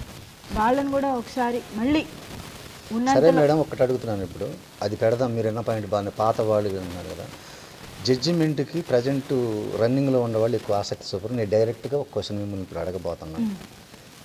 మాది ఇంకా వరగాని పరిస్థితి జరగలేదండి. రేపు ఒకవేళ లేడీస్ తీసుకోవాలి రన్నింగ్లో వాళ్ళు అయితే ప్రజెంట్ ఫేడ్ అవుట్ అయిన వాళ్ళు వేరు ఉంటారు, వాళ్ళ అనుభవాలు వేరు. ఇప్పుడు జరుగుతున్న వాళ్ళు టెక్నాలజీ పెరిగిన నాటకాలు ప్రజెంట్ వాళ్ళు అయితే బాగుంటుందని చెప్పి మేము పరిషత్ నిర్వాహకులకు అనుకొని ఒకవేళ మిమ్మల్ని జడ్జిగా కూర్చోమంటే మీరు కూర్చోగలరా అంటే ఇక్కడ నేను ఒక పాయింట్ చెప్తానండి. ఇందాకే అన్నా మీతో, నాకు వరగాని పరిషత్లో ఒక ప్రాబ్లం రేస్ అవుతుందండి. కాంపిటీషన్కి కూర్చోలేని పరిస్థితి నాది. నేను మీ టీంలోనే పర్మనెంట్గా ఉన్నాను కాబట్టి అని. అదేవిధంగా నాకేంటంటే నేను మీ టీంకే డెడికేట్ అయి ఉన్నాను కాబట్టి నాకు ఫర్దర్గా ఎక్కడి నుంచి వచ్చే లేవు కాబట్టి నేను జడ్జిగా కూర్చున్న ప్రాబ్లం లేదు. అది ఒకటైతే, రెండో పాయింట్, నాకు ఆల్టర్నేట్ రెడీగా ఉంటుంది నా చెల్లిని. మీకు తెలుసా విషయం, గోమాలక్ష్మి, నేను ప్రెగ్నెంట్గా ఉండి బ్రేకప్ అయినప్పుడు గోమాలక్ష్మి ఖచ్చితంగా మీకు చెల్లి చేసి పెట్టింది. అదేవిధంగా విజయ్ అనే టీంలో పెళ్లి చేసి చూడు, కొన్ని చోట్ల నాకు క్లాష్ వచ్చినప్పుడు నా బదులు తను చేసింది. అదేవిధంగా ప్రభావతి గారు, ఆవిడ మాకంటే చాలా సీనియర్ అయినప్పటికీ నాకు విజయనగరం నేను ఒక నాటిక పిఠాపురం రఘు గారిది స్క్రూట్ని ఇచ్చిన తర్వాత అన్ఎక్స్పెక్టెడ్గా నాకు ప్రాబ్లం వచ్చింది విజయనగరం నేను వెళ్ళడానికి. ఆ టైంలో తనని చేయమని చెప్పి నేను రిక్వెస్ట్ చేస్తే వెళ్ళి చేశారు. బృందావన నాటకంలో కూడా బృందావన నాటకంలో లహరి చేసింది. అంటే ఏంటంటే మాకు మంచి కోఆర్డినేషన్ ఉందండి. మీరు ఒకవేళ అలాంటి పరిస్థితి వచ్చి రన్నింగ్లో ఉన్న వాళ్ళని కూర్చోబెట్టినా దానికి తగ్గట్టుగా ఆల్టర్నేట్ మేము రెడీ చేసుకోగలం. కూర్చునే ధైర్యం ఉందా మీకు అని అడిగాను. 100% ఇందులో ధైర్యమే ఉంది సార్. కాకపోతే కొందరికి యాంటీ అవుతాము, కొందరికి అది వేరు. తర్వాత జడ్జిమెంట్ అయిపోయిన తర్వాత ఏం జరిగేది అది చెబుతా. యాంటీ అవ్వచ్చు, ఫేవర్ అవ్వచ్చు, అది మేము తిట్టవచ్చు, జనం అది వేరే విషయం. అంటే కూర్చోవాలంటే ఒక ముందు ఒక సాహసం ఉండాలిగా, అంటే ఒక స్టెప్ తీసుకునేటువంటి ఒక స్టెప్. ఒకటి సార్, నాటక రంగంలోకి రావడమే మేము ఒక పెద్ద సాహసం. ఓకే, ఎందుకంటారంటే ఆ మాట మాకు తెలియకుండానే మాకు శత్రువులు ఉన్నారు, మాకు తెలియకుండానే మా వెనకాలే జరగాల్సినవి జరుగుతూ ఉంటాయి. అలాంటప్పుడు జ్యోతకు ఒక మాట అంటూ ఉంటుంది, అక్క ఏంటే ఈ ప్రాబ్లమ్, బట్టలు మార్చుకోవాలంటే ఇబ్బందిగా ఉంది, కట్టెలు వెనకాలంటే మనం ఈ ఫీల్డ్కి వచ్చాక మొత్తం వదిలేసాం సిగ్గు సార్, మళ్ళీ కొత్తగా ఇవాళ సిగ్గుపడేదే ఉంది కానీ అనేది. ఎందుకంటే ఇంక తప్పదు, మేము ఏంటంటే సీన్ మారాలంటే డ్రెస్ చేంజ్ అవ్వాలి. ఇక్కడ 100 ఆలోచనలు చేసుకుంటూ కూర్చుంటే సీన్ అట్లా మారుతుంది కదా. సరే, కంపల్సరిగా మీరు ఉంటానని అంటున్నారు కాబట్టి దాని పరిగణలో తీసుకుని ఆలోచిస్తాను. నేను అనేది ఏంటంటే లేడీ ఆర్టిస్ట్ కూడా ఒక ప్రాధాన్యత ఇవ్వండి. చెప్పింది బాగుంది, దాన్ని మరి నా దగ్గర మీరు రైట్ చేశారు కాబట్టి మాది ఒక పరిస్థితి ఉంది కాబట్టి దాంట్లోనే ఇంప్లిమెంట్ చేయడానికి. జ్యోతి గారా, లేకపోతే మచ్చల విజయలక్ష్మి గారా, లేకపోతే ఒక వైజాగ్ విజయలక్ష్మి గారా, లేకపోతే ఉమా గారా, ఇవి కాదు. ఒక లేడీ ఆర్టిస్ట్ కి ప్రాధాన్యత అనేది ప్రతి పరిషత్లోనూ ఉండాలి. 3 జడ్జిలు కూర్చుంటే ఒక జడ్జి లేడీ ఆర్టిస్ట్ ఉండి తీరాలి. ఓకే మేడం, మీరు చెప్పినంత బాగుంది. పరిగణలో మా దగ్గరే రైట్ చేశారు, మాది ఒక పరిస్థితి ఉంది కాబట్టి దాంట్లో తప్పనిసరిగా ఇంప్లిమెంట్ చేయడం కోసం మేము ప్రయత్నం చేస్తాం. తప్పకుండా. సరే, ఎంతసేపు చాలా విషయాల గురించి మనం మాట్లాడుకున్నాం అండి. ఒక్క మాట అడుగుతానండి. ఇప్పుడు నాటక రంగంలోకి వచ్చారు, అది వరకు మీరు సీరియల్స్ కూడా పోయారో లేదో తెలియదు నాకు. అయితే నాటక రంగంలోకి వచ్చిన తర్వాత మీకు ఎలాంటి ఉపయోగం జరిగింది, నష్టం జరిగిందా, లాభం జరిగిందా? బ్రీఫ్గా చెప్పాలి అంటే సార్, నాటక రంగంలోకి వచ్చిన తర్వాత నాటక రంగానికి రాకముందు వరకు అమృత అంటే ఒక ఎంప్లాయ్, ఒక హౌస్ వైఫ్, ఎవరికి తెలియదు. నేను ఎవరికి తెలుసు అంటే మా అమ్మకి తెలుసు, మా నాన్నకి తెలుసు, మా వారికి తెలుసు, మా చుట్టాలకు తెలుసు. కానీ నాటక రంగంలోకి వచ్చిన తర్వాత ఎస్ అమృతవర్షిణి అంటే ఆల్మోస్ట్ చాలా వరకు తెలుసు. పలానా వాళ్ళ అమ్మాయి పలానా ఆర్టిస్ట్ అని తెలుసు. అంటే నాకు తెలియని వాళ్ళు కూడా నా ఎదురుగుండా వచ్చి బాగున్నావమ్మా అని పలు, కానీ వాళ్ళు ఏంటో నాకు తెలియదు, వాళ్ళు ఎవరో నాకు తెలియదు, కానీ నేను వాళ్ళకి తెలుసు. అంటే లైక్ ఒక ఐడెంటిటీ అనేది నాకు ఏర్పడింది నాటక రంగానికి వచ్చిన తర్వాత. పోతే మంచి జరిగిందా అని అడిగితే వాస్తవంగా చెప్పాలంటే నేను నాటక రంగానికి రుణపడి ఉన్నానండి. ఇప్పుడు కాదు, పుట్టిన దగ్గర నుంచి. ఎందుకంటే నా తల్లి ఆర్టిస్ట్, మా మదర్ ఆర్టిస్ట్. ఆవిడ నాటకం ఆడొచ్చిన డబ్బులతోనే నాకు పాల డబ్బాలు కొన్నారు, ఆవిడ నాటకం ఆడొచ్చిన డబ్బులతోనే నాకు బట్టలు కొన్నారు, ఆవిడ నాటకం ఆడొచ్చిన డబ్బులతోనే నన్ను చదివించారు, నన్ను పెంచారు. నా జీవితం నాటక రంగంతో వచ్చిన డబ్బులతోనే స్టార్ట్ అయింది. పోతే ఆఫ్టర్ మ్యారేజ్ నేను కొన్ని ప్రాబ్లమ్స్లో ఉన్నప్పుడు నాటకమే నాకు అన్నం పెట్టింది. ఇప్పటికీ నాకు నాటకమే అన్నం పెడుతుంది. ఎందుకంటే నాటకం నన్ను అమ్మలాగా కడుపులో పెట్టుకుంది. సో నాటక రంగానికి నేను ఆ రకంగా రుణపడి ఉన్నాను. పోతే నష్టాలు అన్న విషయానికి వస్తే ఉండేది కొంచెం, దాన్ని చెప్పేది ఇంకొంచెం. అక్కడ ఉందో లేదో ఎవరికి తెలియదు, కానీ ఉంది అని మాత్రం ఫిక్స్ చేస్తారు దేన్నైనా సరే. దానివల్ల ఏమవుతుందంటేనండి, ఎస్పెషల్లీ నా ఒక్కదాని సమస్య కాదు, ఇది చాలామంది సమస్య. ఎవరి పర్సనల్స్ వాళ్ళకు ఉంటాయి, ఎవరి ప్రాబ్లమ్స్ వాళ్ళకు ఉంటాయి. దాన్ని ఎలివేట్ చేసి భూతద్దంలో నుంచి చూపించి అదేదో పెద్ద ఘోరంలాగా తప్పులాగా మాట్లాడడం వల్ల జరిగేది ఏంటంటే కుటుంబాలు సర్వనాశనం అయిపోతాయి. ఇప్పుడు నా భర్తకి నేనంటే నమ్మకం ఎక్కువ కాబట్టి నా గురించి ఏం చెప్పినా నమ్మడు, వినడు. కానీ నమ్మే వాళ్ళు ఉంటారు. ఇట్లాంటివి బయటికి వెళ్ళడం వల్ల జరిగేది ఏంటంటే కుటుంబాలు నాశనం అయిపోతాయి. ఈ కుటుంబం నాశనం అవడం వల్ల వాళ్ళకి ఏమైనా ప్రయోజనం ఉంటుందా? వీళ్ళ ఏడుపు వల్ల వాళ్ళకి ఏమైనా ప్రయోజనం ఉంటుందా? ఉండదు. దేనికి వచ్చామా, నాటకం ఆడుకున్నామా, ప్రశాంతంగా కాసేపు కనబడ్డప్పుడు హాయ్ అంటే హాయ్ అని మాట్లాడుకున్నాం, వెళ్ళిపోయాము. ఇక్కడి వరకు ఉంటే బాగుంటుంది కదండి. కానీ ఆ పని చచ్చినా చేయరు. వెనక్కి వెళ్ళి అదలా ఇదిలా ఇక్కడ అది ఇక్కడ ఇది ఇక్కడ ఎవరి సమస్య వాళ్ళదండి. వీళ్ళకి ఎందుకండి ఆ విషయాలన్నీ? ఇలాంటివి పోతే బాగుంటుంది. ఎస్పెషల్లీ నాటకం అనేది చాలా పవిత్రం ఉంది, కానీ దాన్ని ఆ పవిత్రతను పోగొడుతున్న వాళ్ళందరూ ఈ వెనకాల ఈ రూమర్స్, ఈ గాసిప్స్, ఈ గోల వీటి వల్ల సగం హెడేక్ ఎక్కువైపోయింది. ఒక టీంలో ఒక లేడీ ఆర్టిస్ట్ కంటిన్యూగా చేస్తుంది అంటే ఆ టీంలో ఉన్న డైరెక్టర్కి ఆ లేడీ ఆర్టిస్ట్ సంథింగ్ ఏదో ఉంది. సరే ఉంది అనుకుందాం, అది వాళ్ళిద్దరి ఇంటెన్షన్, అది వాళ్ళిద్దరి పర్సనల్ యాటిట్యూడ్. వీళ్ళకెందుకు అది అనవసరం కదా. ఇప్పుడు దానివల్ల వీళ్ళకేం నష్టం లేదుగా. అవును, నష్టం లేదు కదా. మరి అలాంటప్పుడు దాని గురించి ఎందుకండి డిస్కషన్స్? ఇట్లాంటి నష్టాలు లేడీ ఆర్టిస్ట్కి ఎక్కడి వరకు వెళ్తాయంటే కాపురాలు పోయే వరకు వెళ్తాయి. అవి నష్టాలు. అంటే నాకు ఆ పరిస్థితి రాలేదు, ఇక ముందు ఎవరికి రాకూడదని నేను అంటున్నాను అనమాట. ఓకే, మీకు ఫేస్ చేసిన నష్టాలు చెప్పారు, మీరు ఫేస్ చేసిన లాభాలు చెప్పారు. అలాగే నా సంగతి కూడా ఏంటంటే నాటక రంగాన్ని నేను ఎన్నో ఉద్యోగాలు వచ్చినాయి, అయినా కానీ నేను వెళ్ళలేదు. ఎంతోమంది నన్ను వద్దు వద్దు వద్దు ఫీల్డ్ అన్నారు, కానీ దీన్నే నమ్ముకున్నాను. దీంట్లో నేను ఎంత డబ్బు సంపాదించాను అనే దానికంటే అంత ఆత్మతృప్తి సంపాదించాననేటువంటి ఆనందం మట్టుకు మిగిలిందండి దీంట్లో. దానికి నా ఫ్యామిలీ సపోర్ట్ ఫుల్గా ఉంది. నేను నాటకాలు ఆడినా, సినిమాలకు వెళ్ళినా, దేనికి వెళ్ళినా నువ్వు ఎందుకు వెళ్ళావు, నువ్వు ఏం చేస్తున్నావు, ఉద్యోగం చెయ్యి, ఇదే చెయ్యి అని అసలు వాళ్ళు మా అమ్మా నాన్న చిన్నప్పుడు అనలేదు, నా మ్యారేజ్ అయిన తర్వాత మా భార్య అనలేదు, ఎవరు అనలేదు. వాళ్ళు నేను చేసేది కరెక్ట్, ఆయన ఏదో అతను తెలుసు అతను చేసేది కరెక్ట్ అని వదిలేశారు. కాబట్టి